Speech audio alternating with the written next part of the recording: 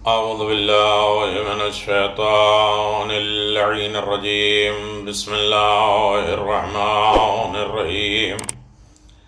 الحمد لله رب العالمين، والصلاة والسلام على نبي الكريم وعلى آله الطيبين الطاهرين المعصومين المنتجبين، ولعنة الله على أعدائهم من الآن إلى قيام يوم الدين. آمين يا رب العالمين. أما بعد، بسم الله الرحمن الرحيم. يا أيها الذين آمنوا كتب عليكم الصيام كما كتب على الذين من قبلكم لعلكم تتقون. صدق الله العلي العظيم وصدق رسوله النبی الکریم. سامعین محترم، ناظرین گرامی قادر، سامعین یا سائمین، قائمین، روزہ داران، عبادت کنندگان، ماہ رمضان، 30 روزے، 30 پیغامات، 30 عادتیں، 30 دستور، 30 نعمتیں، 30 برکتیں، رحمتیں اللہ تبارک و تعالیٰ کی طرف سے جاری و ساری ہے. ہمیں سمجھنا ہے ہم خدا کے مہمان ہیں، خداوند عالم کی طرف جانا ہے، اور اللہ تبارک و تعالیٰ اپنے تمام بندگان ایمانی کو یہ تحفہ دے رہا ہے. ہر دن ایک قدم ہے، ایک پیغام ہے، ایک دستور ہے، ایک نظام ہے. ماہ رمضان جہاں دعا کرنا ہے وہاں دعا سمجھنا بھی ہے، اور دعا کس سے کر رہا ہے، کس طریقے سے کر رہا ہے، ان تمام معاملات کو غور سے توجہ کے ساتھ سوچنا بھی ہے کہ کہہ کیا رہا ہے، مانگ کیا رہا ہے، اور اس کا خطاب کیسا ہے، اور اس کی گفتگو کیا ہے، اور کہاں تک ہمارے علم و ہنر میں وہ تمام چیزیں ڈالی جا سکتی ہیں. لہذا پیغمبر اسلام صلی اللہ علیہ وسلم نے ایک دستور دیا ہے. ہر دن کی ایک چھوٹی چھوٹی دعائیں جو ہمارے لیے قدم بھی ہے، پیغام بھی ہے، دستور بھی ہے، قانون بھی ہے، نظام بھی ہے. اور یہ گفتگو اصل میں 30 دن کی نہیں ہے، پوری لائف، پوری زندگی گزارنے کا ایک سلیقہ ہے، طریقہ ہے. پہلے دن ہم نے اس عالم میں گزارا ہے کہ خطاب ہوا کہ خواب غفلت سے بیدار ہو جاؤ، ہوشیار ہو جاؤ، جاگ جاؤ. غفلت کیا ہے، غفلت کے اسباب کیا ہیں، عوامل کیا ہیں، نتیجے کیا ہیں، اور اس کا اثر کیا ہے، اور اس کا علاج کیا ہے غفلت سے. دوسرے دن کی دعا میں پیغمبر اسلام صلی اللہ علیہ وسلم نے کیا پیغامات دیا، کیا زینہ دیا تقوی کی طرف. 30 دن تقوی کے زینے کو ہمیں کراس کرنا ہے. بسم اللہ الرحمن الرحیم. اللہم قربنی فیہ الی مرضاتک وجنبنی فیہ من سخطک ونقماتک ووفقنی فیہ لقراءۃ آیاتک برحمتک یا ارحم الراحمین. اے معبود، مجھے اس روز اپنی خوشنودی سے قریب تر کر دے، اور مجھے اپنی ناراضگی اور انتقام سے دور رکھ. بدلے سے مجھے اپنی آیات کی قرأت کی توفیق عطا فرما. اے سب سے زیادہ رحم کرنے والے، تجھے تیری رحمت کا واسطہ. عزیزان محترم، اہم نقطہ اگر اس کی طرف توجہ کیا جائے تو دوسرے ماہ رمضان میں انسان بارگاہ رب العزت میں یہ مطالبہ کر رہا ہے کہ اللہ، میں خواب غفلت سے بیدار تو ہو چکا ہوں، اب میرے پروردگار خواب غفلت سے بیداری کے بعد ہم کیا کریں؟ کہ آیات قرآن کی تلاوت کریں. رضا الہی کو حاصل کرنے کا پہلا قدم، اللہ کے راضی کرنے کے لیے ہمیں کیا کیا کرنا ہے، اس کے پہلے قدم ہم اپنی طرف اس طرح سے اٹھائیں گے کہ خدا کی ناراضگی مول نہیں لینا ہے کسی طریقے سے۔ ہر عالم میں خدا کس چیز سے راضی ہوتا ہے، خدا کس چیز سے ناراض ہوتا ہے۔ بندے راضی ہوں یا نہ ہوں، لوگ راضی ہوں یا نہ ہوں، دوست راضی ہوں یا نہ ہوں، گھر والے راضی ہوں یا نہ ہوں، معاملات راضی ہوں یا نہیں، بس ہمارا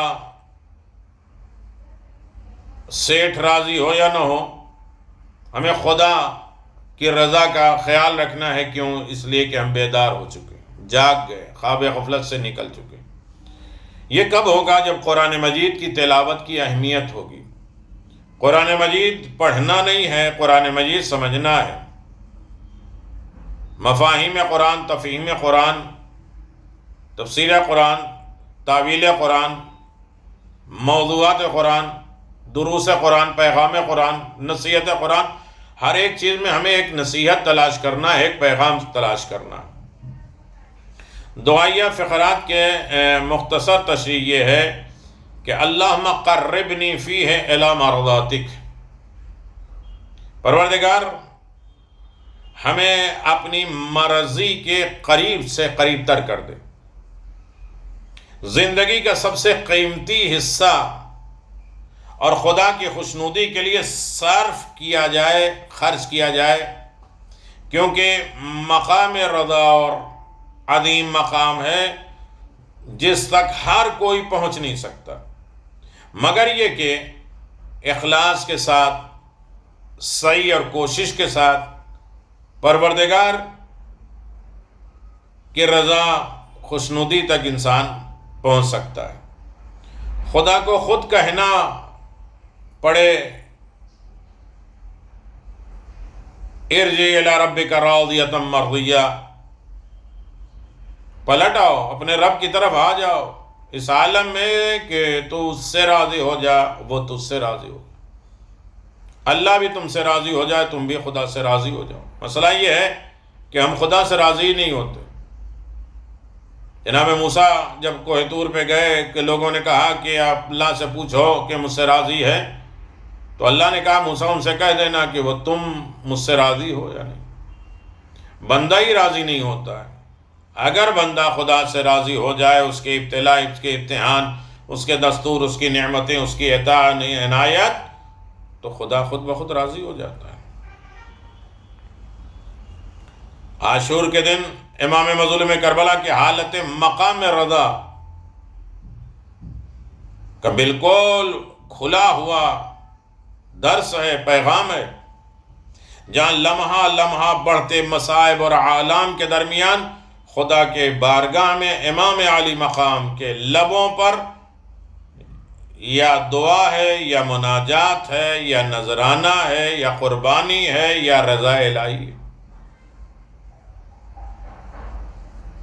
کوئی شکوہ شکایت نہیں پروردگار سے۔ دوسرے یہ کہ ہمارے اعمال اور ہمارے فعل، ہمارے کام کے دو حصے ہیں۔ ایک وہ اعمال، وہ افعال جو حرکات و سکنات جس سے خدا راضی اور خوش ہوتا ہے، اور وہ اعمال ہمیں خدا سے نزدیک کرتے ہیں جیسے نیک اعمال۔ دوسرا ہمارے اعمال وہ حصے ہیں جو ہمیں خدا سے دور کرنے کا سبب بنتے ہیں۔ اس دعا میں ہم پہلے حصے سے متمسک ہونے کی دعا، قریب ہونے کے لیے، لپٹنے چپٹنے ہونے کے دعا مانگ رہے ہیں، اور اس کے بعد کہتے ہیں وَجَنِّبْنِي فِيهِ مِن سَخَطِكَ وَنِقَمَاتِكَ۔ سخط اردو والا نہیں، سخت، سین خیت توئے، رضا کے مقابلے میں استعمال ہوتا ہے۔ خدا راضی ہے، اس کے مقابل میں ایک سخط آتا ہے، ناراضگی، یعنی جس میں خدا راضی نہیں ہے۔ اور نقماتی کے معنی ہے غضب کے ہیں، اللہ کے غضب سے۔ اس دعا جملے کا مطلب یہ ہے کہ پروردگار وہ سارے کام جو تیری ناراضگی اور غیظ اور غضب اور غصے کا سامان مہیا کر دے، جمع کر دے، مجھے ان سے دور رکھ۔ تیسرا حصہ اس دعا میں وَوَفِّقْنِي فِيهِ لِقَرَاعَةِ بِآيَاتِ بِرَحْمَتِكَ یا ارحم الراحمین۔ بہت سی رضا اور ناراضگی اور غضب کے بارے میں باتیں ہو سکتی ہیں، لیکن ہم روزے کے عالم میں یہ سوچیں کہ ہم دعا پڑھ رہے ہیں کب؟ روزے کے دن کی یہ دعا ہے۔ دن میں روزے کے عالم میں دیکھیں کہ ہمارا کون سا کام رضا الہی ہے اور کون سا ناراضگی پروردگار کا سبب ہے۔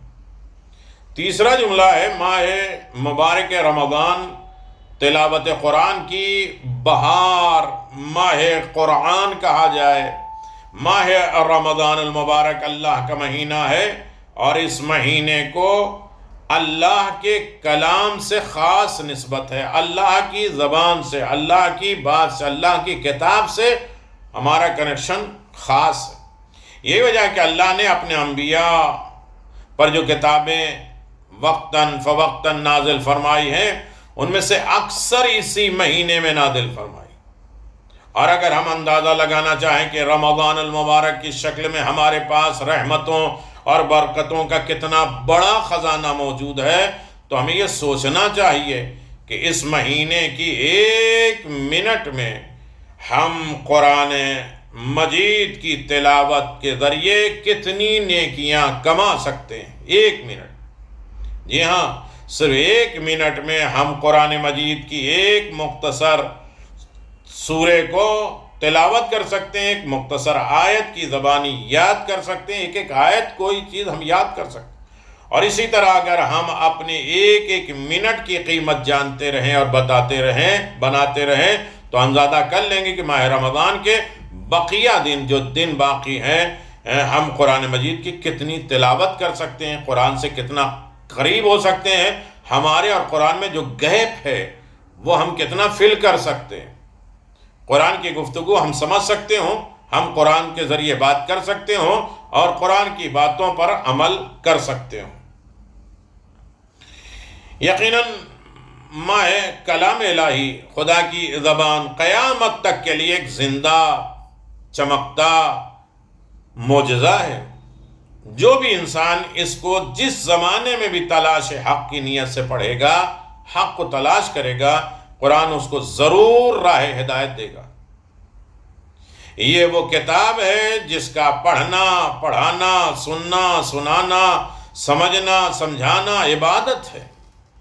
یہ گمراہوں کے لیے نشان منزل، ظاہری اور باطنی بیماریوں کے لیے پیغام شفا ہے، اور یہ وہ نسخہ کیمیا ہے قرآن مجید جو دنیا اور آخرت کے تمام مسائل کا حل کرنے والا ہے۔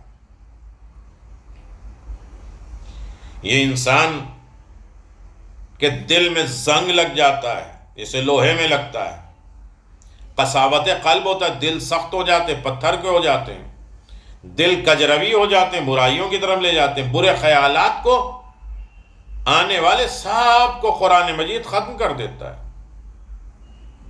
یہ وہ تیز بہدف ہے، بہت تیز جو اثر کرتا ہے، جو صرف افراد ہی نہیں بلکہ مردہ قوموں کو بھی زندہ کر دیتا ہے۔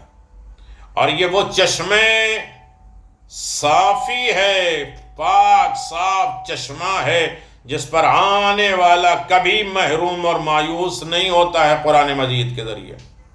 اس لیے اگر قرآن مجید کی تلاوت اور اس میں غور و فکر کرنے میں کوئی اجر و ثواب نہ ملتا، تب بھی ایک مسلمان ہونے کی حیثیت سے ہمارا فرض ہے، لازم بنتا ہے کہ ہم قرآن مجید پڑھتے اور اسے سمجھتے، لیکن قربان جائے اللہ کی رحمت پہ کہ قرآن مجید کی تلاوت پر ایسے انعامات، ایسے تحفے، ایسے شفا، برکات، رحمت، سب کچھ پروردگار نے اسے قرآن مجید کی تلاوت اور قرآن کے پڑھنے اور سمجھنے میں رکھ دیا۔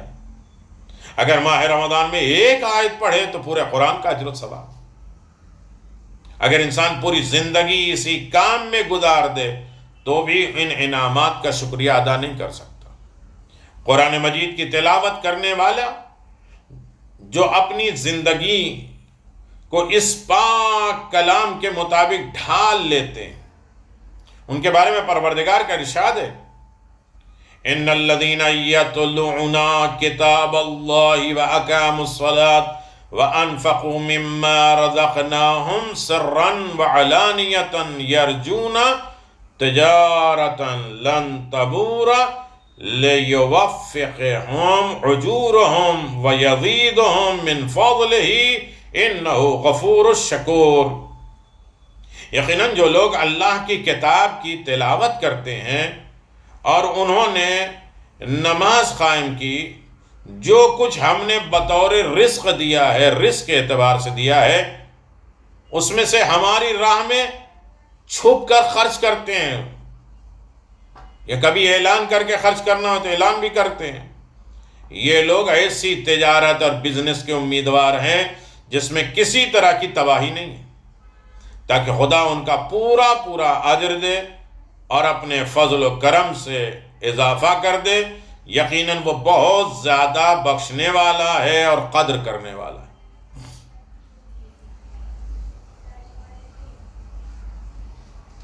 مومنین کرام، اگر ان تمام چیزوں کو ایک لفظ میں ڈالا جائے، ایک مفہوم بنا کے پیش کیا جائے تاکہ سب کو یاد رہے اور کبھی سوال کیا جائے، ایگزام ہو اور یہ ہم اپنا امتحان لیں اور شام کو یہ آج کی ساری دعاؤں میں ہماری زندگی کا خلاصہ کیا ہے، تو آج کی دعا کے اعتبار سے ہمیں یہ معلوم ہوگا کہ دعا کا پیغام یہ ہے کہ رضا خدا کی اہمیت کیا ہے، اللہ کے راضی ہونے کی امپورٹنس کیا ہے، خدا کے غیظ اور غضب سے دوری کیسے ہو، اور کیا مصیبت ہے خدا کے غیظ اور غضب۔ قرآن مجید کی تلاوت کرنے کی توفیق ملنے کی درخواست ہے، ریکویسٹ ہے۔ رحمت خدا ہمیشہ سایہ فگن رہے، یہ بھی ہمارے لیے دعا۔ اس میں چنے ہوئی بات جو ہے، چوز کرنا ہے خدا کے غیظ اور غضب، غصہ، ناراضگی سے دور رہنے کے لیے ان چیزوں کو پہچان لینا نہایت ضروری ہے جو اس مسئلے کا سبب ہے کہ جو چیزیں خدا کی ناراضگی کا سبب بن جائے۔ حضرت امیر المؤمنین علی بن ابی طالب علیہ السلام فرماتے ہیں 5 چیزیں، بس مفہوم بتا دیں، 5 ایسی چیزیں ہیں جو خدا کے غیظ اور غضب کا سبب بنتے ہیں۔ والدین کو تکلیف پہنچانا، قطع رحم رشتہ داروں کو چھوڑ دینا، اول وقت نماز میں تاخیر کرنا ناراضگی پروردگار کا سبب ہے۔ اول وقت نماز بہت زیادہ فضیلت ہے۔ خدا کے حقوق کی عدم ادائیگی جیسے زکوٰۃ، خمس، دیگر تمام چیزیں جو ضرورت مند ہیں ان کے لیے خرچہ کرنا، یہ ناراضگی پروردگار کا سبب ہے کہ انسان زکوٰۃ نہ نکالے، خمس نہ نکالے۔ رد معمول، کسی ایسے کو مایوس اور نا امید کر دینا جس نے آپ سے امید باندھ رکھی، کوئی بہت بڑی امید لے کر آتا ہے، یہ بھی اللہ اور امام کا وسیلہ ہے کہ جو ہمارے پاس کوئی آتا ہے اپنے مسئلے کو حل کرانے کے لیے، مدد چاہتا ہے، ضرورت مند ہوتا ہے۔ آج کے اس مشکل وقت میں ہمیں کسی کے کام آنا، کتنے اچھے ہوں گے، پیسے ہوں گے، دولت ہوں گے تو ہم بانٹیں گے، نہیں، جب کچھ نہ ہو تب بانٹنے کی کوشش کرو۔ مشکلات میں، پریشانیوں میں دوسروں کا خیال رکھو۔ اگر یہ نہیں ہے تو غضب الہی، ناراضگی پروردگار، اور انسان خدا کو ناراض کر دے تو پھر جائے گا کہاں۔ لہذا یہ قدم تھا، ایک پیغام تھا دوسرے روزے کے ضمن میں، اس پیغام کو ہم جانیں، سمجھیں اور اس پر عمل کرنے کی کوشش کریں، دوسروں تک پہنچائیں، دوسروں کو دل نرم بھی ہوگا، آمادہ بھی ہوں گے اور انشاءاللہ وہ عمل کرنے کے لیے تیار بھی ہوں گے۔ دوسرا بہار قرآن یعنی دوسرا پارہ، اس میں 4 باتیں ہیں۔ قبلہ چینج ہوا تھا اور آیت پر اور ابواب پر نیکیاں،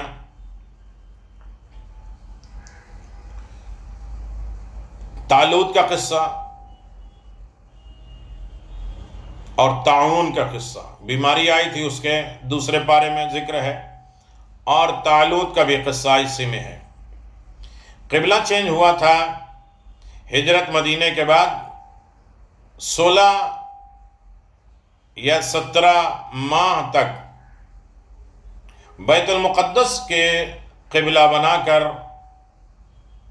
اس کی طرف نماز ادا کی جاتی تھی۔ پیغمبر اسلام کی آرزو تھی کہ خانہ کعبہ قبلہ ہو۔ اللہ تعالیٰ نے آپ کی آرزو کو پورا کیا اور قبلے کو تبدیل کر دیا۔ آیات اور ابواب ہیں، لیس البر ان تولوا وجوہکم، اور یہ آیات کہلاتی ہیں، اس میں مقام احکامات ہیں، عقائد ہیں، عبادات ہیں، معاملات ہیں، معاشرات ہیں اور اخلاقی اعمال طور پہ مذکور ہیں۔ اگر ابواب میں تفصیل میں جایا جائے کہ دوسرے پارے میں کون کون سے باب ہیں اور کس طریقے سے اس کا ذکر کیا گیا ہے، تو ہم اسے آپ کے خدمت میں 2 لفظوں میں بیان کر سکتے ہیں۔ مثلا صفا مروہ میں سعی کرنا، مردار خون، خنزیر کا گوشت جو غیر اللہ کے نام پہ ذبح ہوتے ہیں ان سے بچنا،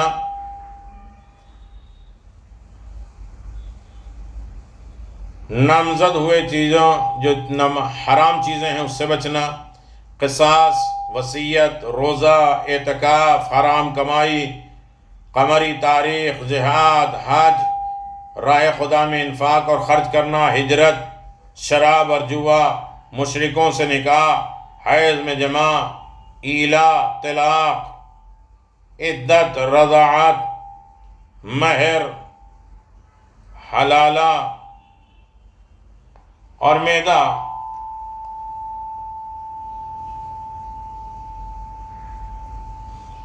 تمام دستور ہیں کہ کس طریقے سے انسان ان تمام چیزوں کو اپنے سامنے رکھے اور پروردگار کی بارگاہ میں یہ التجا کرتا رہے کہ میرے کریم پروردگار ان تمام گناہوں سے ہمیں بچائے رکھے۔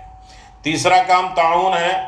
کچھ لوگوں کے اوپر تعاون کی بیماری آئی تھی، وہ موت کے خوف سے دوسرے شہر چلے گئے تھے۔ اللہ تعالیٰ نے 2 فرشتوں کو بھیج کر انہیں موت دی تاکہ انسانوں کو پتہ چل جائے کہ کوئی موت سے بھاگ نہیں سکتا، اور کچھ عرصے بعد اللہ نے ایک نبی کی دعا مانگی اور انہیں دوبارہ زندہ کیا۔ پھر قصہ طالوت ہے جو بہت لمبا ہے، اور یقیناً طالوت کا واقعہ بہت اہم رکھتا ہے ہمارے دستور کے لیے۔ جناب موسیٰ علیہ السلام کے بعد جب کافی عرصہ گزر گیا، بنی اسرائیل کے ایک نبی حضرت شمعون سے یا شمعون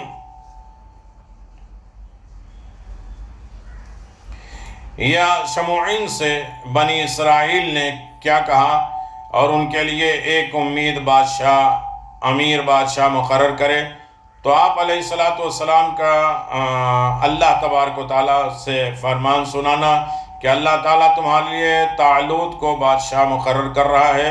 اور ان لوگوں نے کہا کہ یہ کیسے ممکن ہے کہ جب کہ وہ تو دولت مند بھی نہیں ہے۔ تو اب آپ علیہ السلام نے فرمایا کہ اللہ جس کو چاہتا ہے اپنا ملک دے دیتا ہے۔ چنانچہ جب اللہ تعالیٰ نے فیصلہ کے مطابق طالوت بادشاہ بن گئے، مقرر ہو گئے، طالوت کو بادشاہ بنا دیا گیا، اور یقیناً بنانے کے بعد اپنی فوج کے ساتھ جنگ کے لیے روانہ کر دیا، فوج کے ساتھ مل کر، اور اللہ تعالیٰ نے فرمایا کہ اللہ تعالیٰ ان کا ایک نہر پر امتحان لے گا۔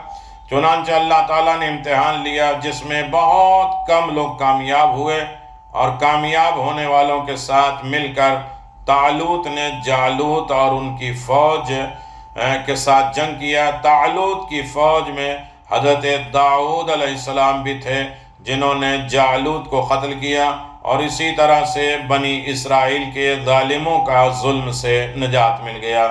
طالوت نے جب جالوت سے جنگ کی، جیت لی، اور داؤد علیہ السلام کی شجاعت اور ذہانت کو دیکھا تو اپنی بیٹی کا نکاح ان سے کر دیا، اور اسی طرح حضرت داؤد علیہ السلام طالوت کے داماد بن گئے۔